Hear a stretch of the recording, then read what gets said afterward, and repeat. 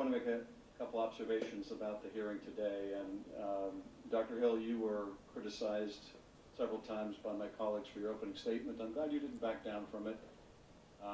You're much more diplomatic than I am, I have to say.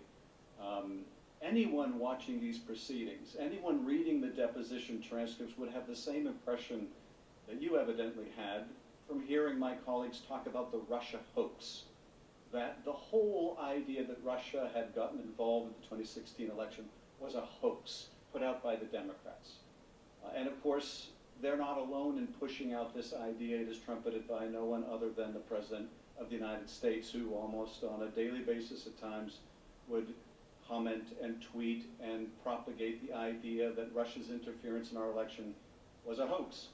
And of course, we all remember that debacle in Helsinki when the president stood next to Vladimir Putin and questioned his own intelligence agencies.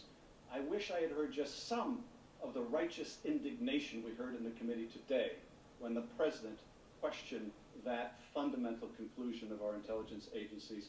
But of course, they were silent when the president said that. They'll show indignation today, but they will cower when they hear the president questioning the very conclusions that our intelligence community has reached. But we saw something interesting also today. My colleagues sought to use you, Dr. Hill, to besmirch the character of Colonel Vindman. And I thought this was very interesting. Certainly wasn't unexpected, but it was very interesting for this reason. They didn't really question anything Colonel Vindman said.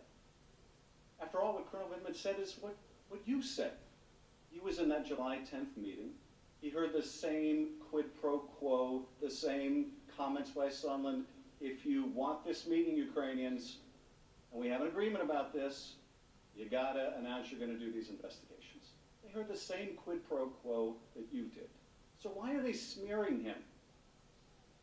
Mr. Holmes, you testified just as Vindman said, Colonel Vindman said, that he warned Zelensky about getting involved in U.S. politics.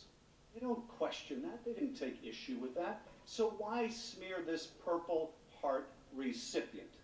Just like the smear of Ambassador Yovanovitch, it's just gratuitous. They don't question the facts. It's just gratuitous. The attack on you, Mr. Holmes, that you were indiscreet in mentioning this conversation to others. Well, I think you're quite right. The indiscretion is when an ambassador to you calls the president on an insecure line in a country known for Russian telecommunications and eavesdropping. That's more than